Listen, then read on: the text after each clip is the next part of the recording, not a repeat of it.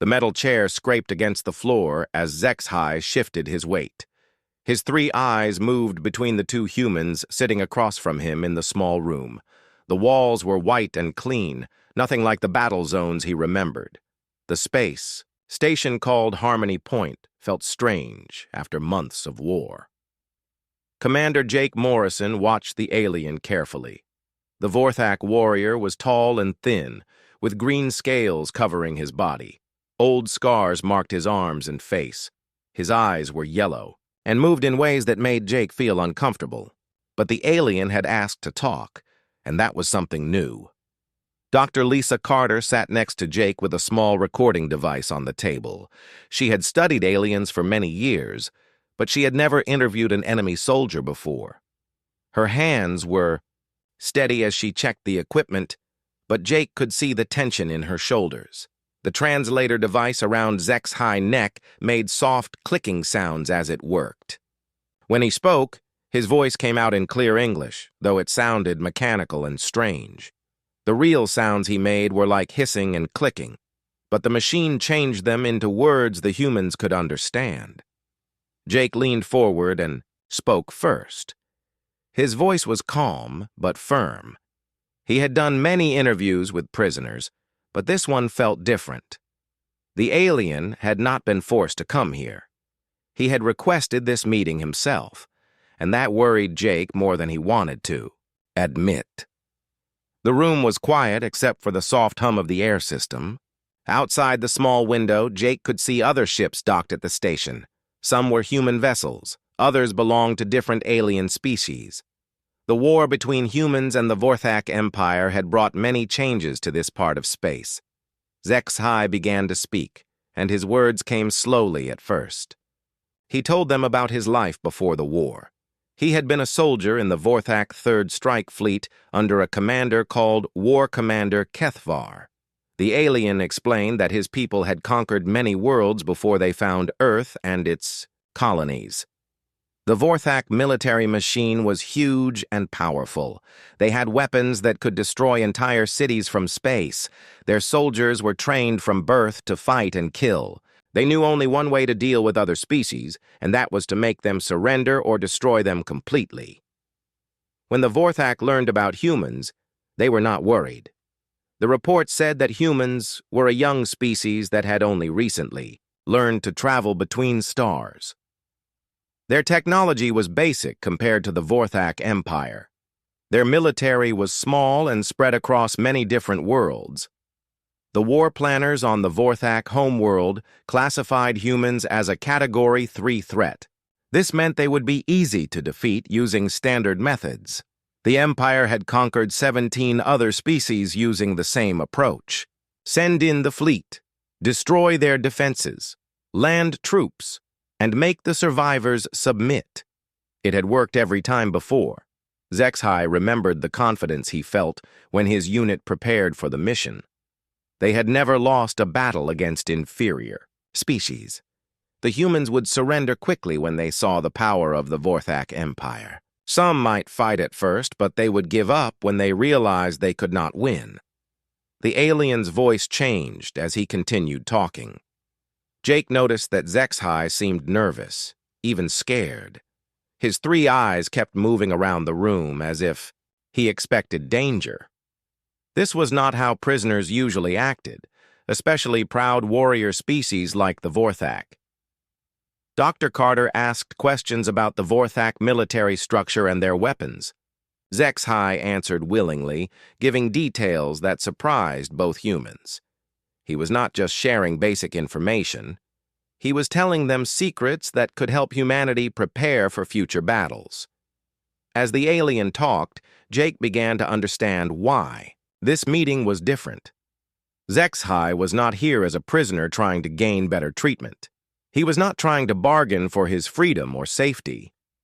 Something had happened to him during the war that changed everything he believed about fighting and conquest. The alien described his ship and his fellow soldiers. He told them about the long journey from Vorthak space to human territory. The fleet had traveled for months to reach their target. During that time, the soldiers had studied human tactics and prepared for easy victories. none of them expected. What they would find when they finally reached human space. None of them were ready for the kind of war that followed. The confident warriors who had left Vorthak space would never return home the same way they had left. HFY paused in his story and looked directly at Jake with all three eyes. The alien's voice became quieter, and Jake had to lean closer to hear the words clearly. What the alien said next would stay with Jake for the rest of his life. The war against humanity had changed everything the Vorthak thought they knew about strength, courage, and what it meant to be a warrior. They had learned that humans fought differently than any other species they had encountered. And that difference had broken something inside the mighty Vorthak Empire that might never be fixed again. HFY closed his three eyes for a moment before continuing his story. When he opened them again, Jake could see something that looked like pain in the alien's yellow gaze. The translator around his neck clicked softly as he began to speak about the first battle. The Vorthak fleet had arrived at a human world called Haven's Gate. It was a small colony with maybe 2 million people living there. The planet had farms and mines, nothing that seemed important for military purposes. The attack planners thought it would be a perfect place to start the conquest of human space. The orbital bombardment began exactly as planned. Vorthak warships fired their weapons from space, targeting military bases and communication centers. The humans had only a few small defense platforms, and these were destroyed in the first hour of the attack. Everything seemed to be going according to the standard invasion procedure. HFY was part of the second wave of ground troops. His unit dropped from the sky in armored pods, landing in the main human city just as the sun was rising. The alien remembered thinking that the war would be over before noon. The humans would see their defenses were gone and surrender to save their lives. But when HFY and his soldiers emerged from their landing pods, they found something unexpected. The humans were not running away in panic. They were not hiding in their homes, waiting for the Vorthak soldiers to find them. Instead, they were organized and ready to fight. The alien described what he saw that first day with a voice full of confusion and something that might have been respect. Human civilians were working together with their military forces. Children who could barely hold weapons were helping to carry supplies to fighting positions. Old people were directing younger fighters and sharing information about Vorthak movements. HFY told Jake and Dr. Carter about a human female named Amy Parker. She was not a soldier, just someone who worked in the city's medical center. But when the Vorthak troops entered her district, she picked up a weapon and began fighting alongside the military personnel. The alien watched Amy Parker continue to battle even after she was wounded. Her left arm was broken and bleeding, but she used her right hand to fire at Vorthak soldiers while shouting instructions to other humans. She helped wounded people escape to safety while fighting for her own life at the same time. This kind of behavior made no sense to the Vorthak soldiers.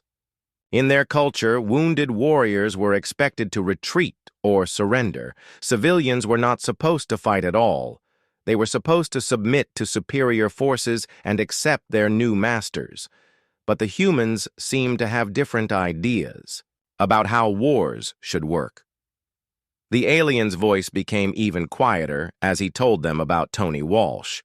This human male was an engineer who worked on the city's power systems. When Vorthak forces surrounded a hospital full of wounded civilians, Tony Walsh made a choice that shocked every alien who witnessed it. The man had explosive devices that he was supposed to use to destroy important equipment before the enemy could capture it. Instead of using these weapons against machines, Tony Walsh attached them to his own body. He walked directly toward a group of 6 Vorthak soldiers who were preparing to enter the hospital. HFY still remembered the moment. Clearly, Tony Walsh looked right at the alien soldiers and smiled before he activated the explosives. The blast killed him instantly, along with all 6 Vorthak warriors.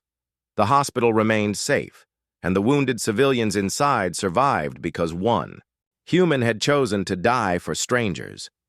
Jake felt his hands tighten into fists as he listened to this story. He had heard reports about civilian resistance, but hearing it from an enemy soldier made it feel more real and more terrible at the same time. Dr. Carter asked why the Vorthak found this behavior so surprising. The alien explained that in 17 previous conquests, no species had ever shown such disregard for individual survival. Most civilizations valued their own lives above everything else.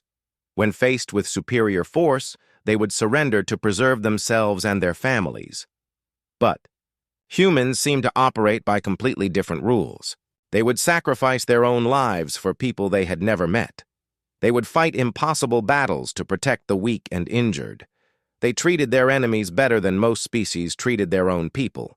The alien described the confusion this caused among Vorthak forces. Their training had prepared them to deal with desperate resistance, cowardly surrender, or logical negotiation. They were not prepared for humans who fought with a kind of mad courage that put others before themselves. HFY told them about the first week of fighting on Haven's Gate. What should have been a quick victory turned into a brutal struggle that lasted for days. Every building had to be taken by force. Every street became a battlefield. Human civilians fought as hard as their soldiers, and neither group seemed willing to accept defeat. The alien remembered radio communications between Vorthak units during those early days. Commanders were reporting things that their superiors found hard to believe. Humans were sharing their food with captured Vorthak soldiers. Human medical personnel were treating alien wounded even while their own people were dying from lack of supplies. By the end of the first week, something had changed in the Vorthak soldiers. They had come to Haven's Gate expecting to fight a primitive and weak enemy. Instead, they found themselves facing a species that seemed to have no understanding of self-preservation and an impossible commitment to protecting others. The alien looked at both humans across the table and spoke the words that would haunt Jake Morrison for years afterward. The Vorthak Empire had conquered 17 species in their expansion across the galaxy, but they had never encountered anything like humanity before, and the experience was breaking their understanding of how wars were supposed to work. The alien's three eyes focused on something far away as he continued his story. HFY told Jake and Dr. Carter how the war changed from what should have been a quick conquest into something that lasted for months. The Vorthak Empire had never experienced anything like it before. After the first battles on Haven's Gate, more human worlds came under attack. The Vorthak expected that news of their victories would make other human colonies surrender without fighting. This strategy had worked with every other species they had conquered. Fear would spread faster than their fleets, and resistance would collapse. But the opposite happened with humanity. Instead of surrendering, human colonies began preparing stronger defenses. Instead of giving up hope, they sent messages of support to each other. Human military forces that had been scattered across different worlds began working together in ways the Vorthak had never seen before. HFY described the Battle of Red Ridge, which took place on a planet called New Texas. His unit had been fighting there for 3 weeks, trying to capture a strategic mountain pass. The humans had built defensive positions that were almost impossible to attack directly, but the Vorthak forces had surrounded them completely. The alien explained that, in normal military logic, the surrounded humans should have surrendered. They had no way to escape, no hope of reinforcement, and limited supplies. Any rational commander would have negotiated to save the lives of his soldiers. But the human colonel in charge of the defenses, a man named Rick Torres, refused all offers to surrender. For 5 days, the Vorthak forces waited for the humans to realize their hopeless situation. During this time, something strange happened that confused every alien soldier who witnessed it. The surrounded humans began taking care of wounded Vorthak soldiers who had been left behind during previous attacks. HFY's voice became softer as he told them about watching human medics crawl across dangerous ground to reach injured alien warriors. These humans risked their own lives to bring water and medical supplies to enemies who had been trying to kill them just hours before. The alien remembered one specific incident that changed everything he believed about warfare. A young Vorthak soldier named Kexmar had been wounded during an assault and left in an area between the two armies. He was slowly dying from blood loss, and his own people could not reach him safely. Colonel Rick Torres himself crawled out of the human defenses to reach the wounded alien. The human officer carried medical supplies and worked to stop the bleeding, while Vorthak snipers tried to kill him. Torres could have left the enemy soldier to die, but instead, he chose to risk his own life for someone who had been trying to destroy his people. When Vorthak commanders saw what was happening, they ordered their soldiers to stop shooting. They could not understand why a human leader would expose himself to save an enemy, but they could not bring themselves to kill someone who was performing such an act of mercy. Colonel Torres managed to stabilize the wounded alien and called for both sides to arrange a temporary ceasefire for medical evacuation. He suggested that wounded soldiers from both armies could be treated together in a neutral area. This kind of proposal had never been made in any previous Vorthak conquest. The temporary ceasefire lasted for 6 hours. During this time, human and Vorthak medical personnel worked side by side to save the lives of wounded soldiers from both sides. Zexahai watched human doctors use their limited supplies to treat alien injuries, even though this meant less medicine for their own people. But the most shocking thing happened when the ceasefire was about to end. Colonel Torres approached the Vorthak lines under a white flag and offered to negotiate a permanent peace agreement. He suggested that both sides could withdraw from Red Ridge without further fighting, allowing everyone to return to their families alive. The Vorthak unit commander, following strict Imperial orders, rejected the peace offer and ordered an immediate attack. What happened next would stay with Zexahai for the rest of his life. As the Vorthak soldiers advanced toward the human positions, Colonel Torres did something that no alien warrior had ever seen before.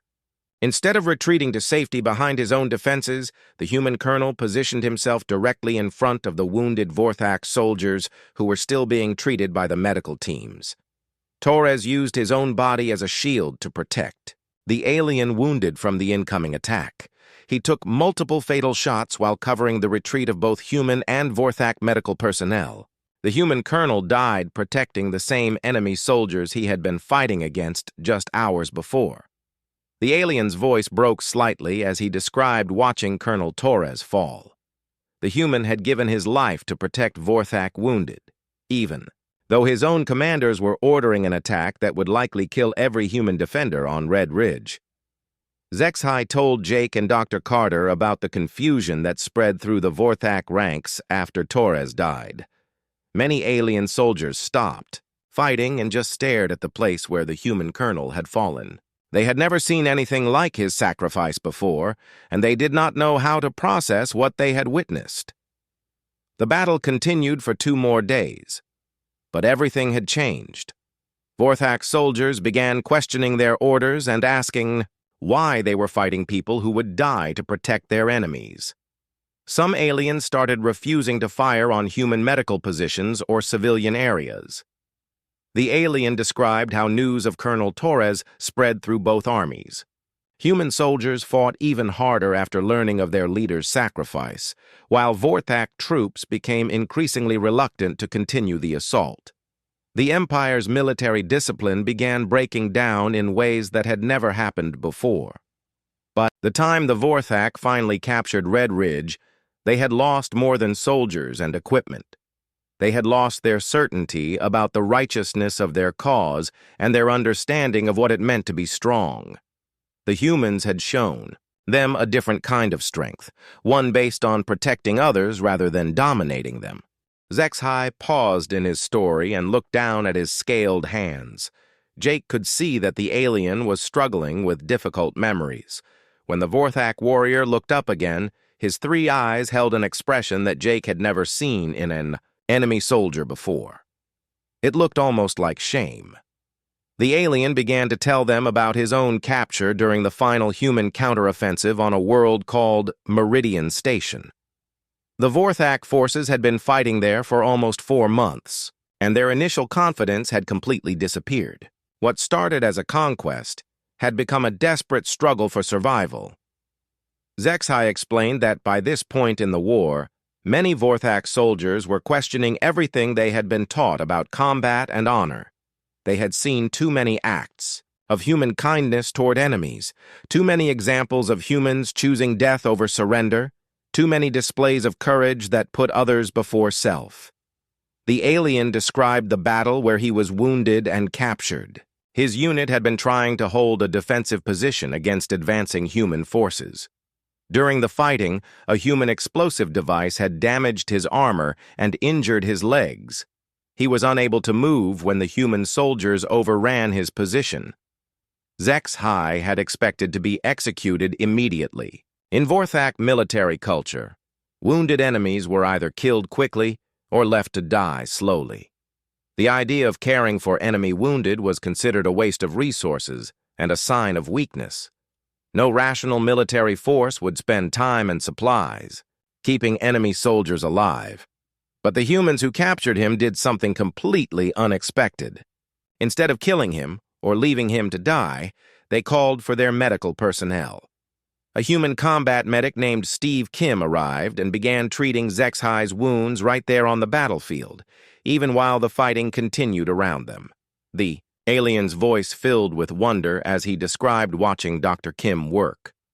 The human medic used precious medical supplies to stop the bleeding and stabilize the alien's injuries. He ignored the danger from ongoing combat and focused completely on saving the life of someone who had been trying to kill humans just minutes before.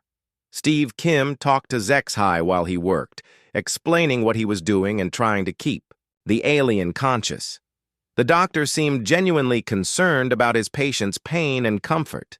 He apologized when procedures hurt and promised that better treatment would be available once they reached the human medical facility. The alien was transported to a human field hospital that had been set up in a converted warehouse. Zexhai expected to be placed in some kind of prison cell or interrogation center. Instead, he found himself in a medical ward alongside wounded human soldiers who were receiving the same care he was getting. This experience shocked Zexhai more than anything he had witnessed during the entire war. The human medical staff treated alien prisoners with the same attention and respect they gave to their own wounded soldiers. Alien patients received the same food, the same medicine, and the same pain relief as human patients. The alien told Jake and Dr. Carter about his first night in the human hospital. He was placed in a bed next to a human Marine named Carl Johnson, who had lost both legs during a Vorthak attack. Zexhai expected the human to be angry or hostile toward the alien who represented the species that had crippled him. Instead, Carl Johnson began talking to Zexhai like they were old friends. The Marine shared stories about his home on Earth, showed pictures of his family, and asked questions about Vorthak culture and society. He seemed genuinely interested in learning about the alien's background and experiences.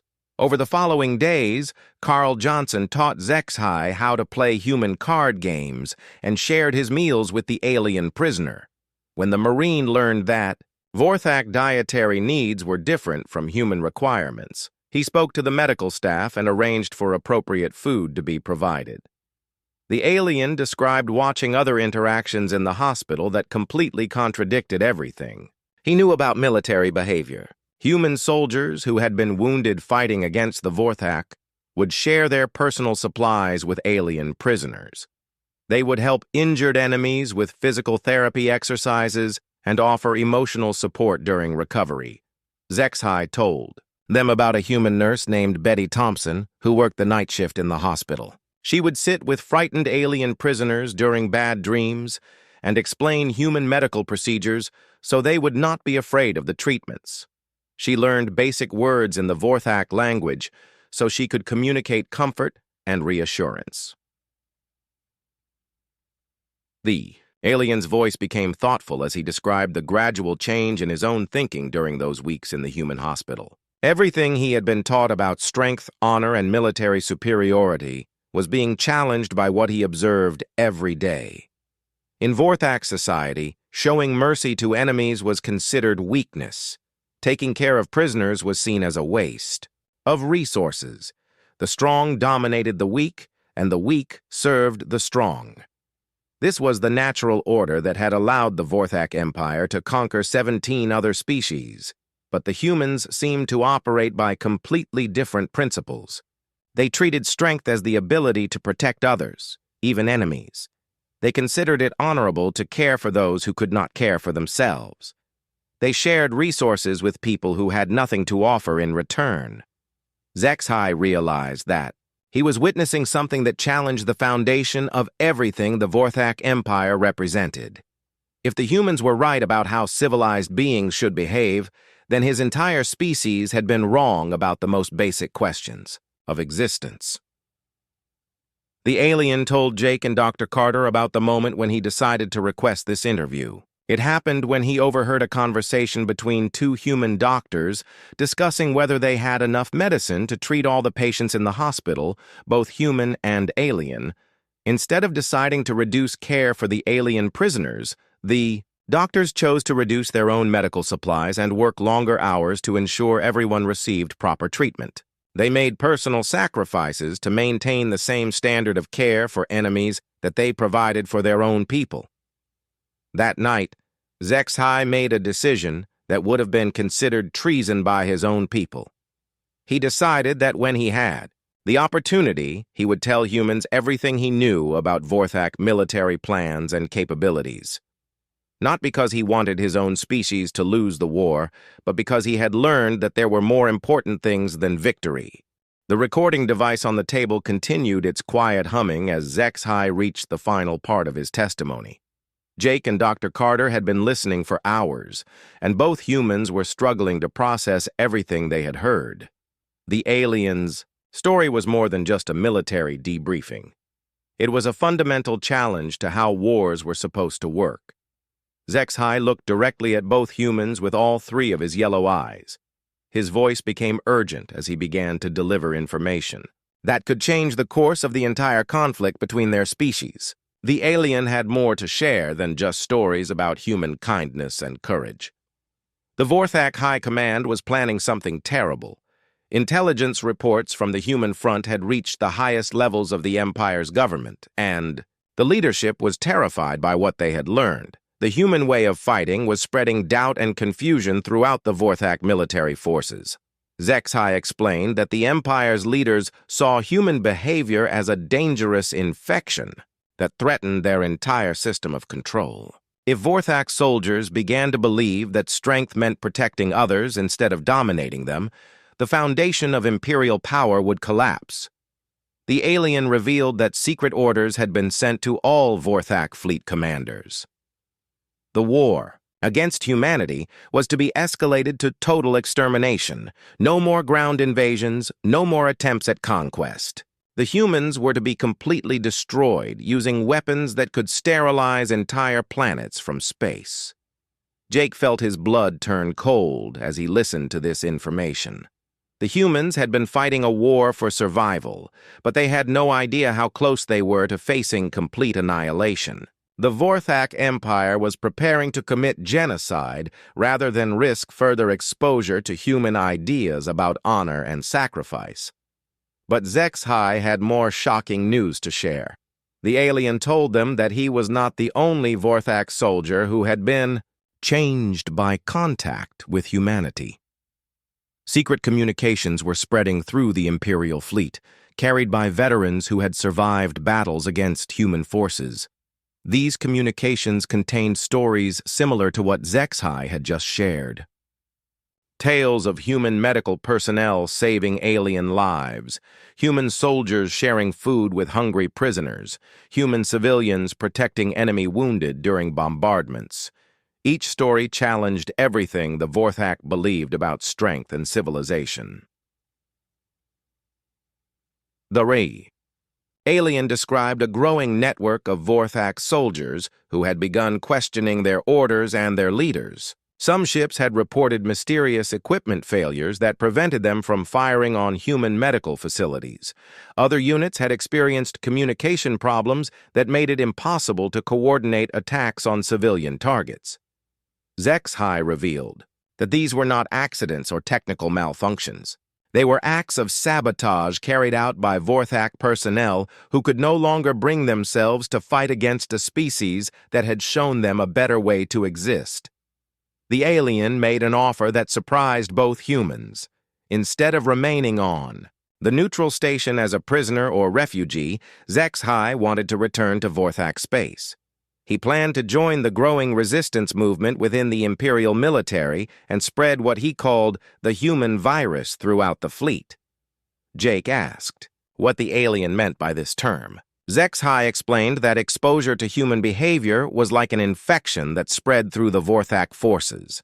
Once soldiers saw examples of humans choosing compassion over conquest, they could not forget what they had witnessed. The memory would continue to influence their actions and decisions. The alien believed that this human virus was more dangerous to the Vorthak Empire than any military weapon. It attacked the basic assumptions that held their society together and offered an alternative vision of what civilized beings could become. Dr. Carter asked how many Vorthak soldiers might be affected by this change in thinking. The alien estimated that perhaps 10% of the Imperial forces had direct contact with human behavior, but the stories were spreading to others who had never fought against humanity. HFY told them about secret meetings being held on Vorthak, ships where veterans shared their experiences and questioned the morality of their orders. Some commanders were beginning to modify their tactics to avoid unnecessary civilian casualties. Others were finding excuses to delay attacks on human medical facilities. The alien warned that the Empire's leadership was aware of this growing dissent and was taking steps to prevent further contamination. Soldiers who questioned orders were being reassigned or eliminated. Communications between ships were being monitored more carefully. The extermination order was partly an attempt to end the war before more Vorthak forces could be infected with human ideas. But HFY believed it was already too late to stop the spread of what humans represented. The alien compared it to trying to stop water from flowing downhill. Once Vorthak soldiers had seen a better way to live, they could not return to their old beliefs about domination and conquest. The alien made his final offer to Jake and Dr. Carter. He would return to his own people carrying detailed information about human military capabilities and strategic plans. But instead of using this intelligence to help the Empire achieve victory, he would work to sabotage the war effort from within. More importantly, HFY would continue spreading the stories he had witnessed and the examples of human behavior that had changed his understanding of strength and honor. He would work to convince other Vorthak soldiers that there was a better way to exist than through endless conquest and domination. Jake and Dr. Carter exchanged glances as they considered this unprecedented offer.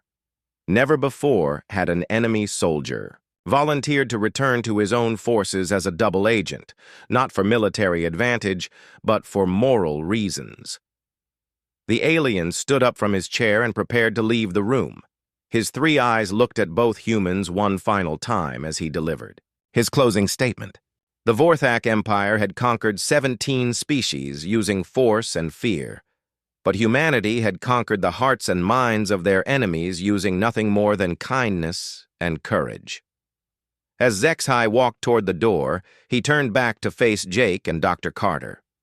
The alien said that he did not know if his efforts would be enough to prevent the coming extermination attempt, but he had learned from humans that some things were worth fighting for even when victory seemed impossible. The door closed behind the alien, leaving Jake and Dr. Carter alone with the recording device and the weight of everything they had heard. Outside the window, they could see a transport ship preparing to depart for Vorthak space, carrying with it the most unlikely weapon in the history of warfare, a former enemy who had been transformed by witnessing the best of what humanity could be.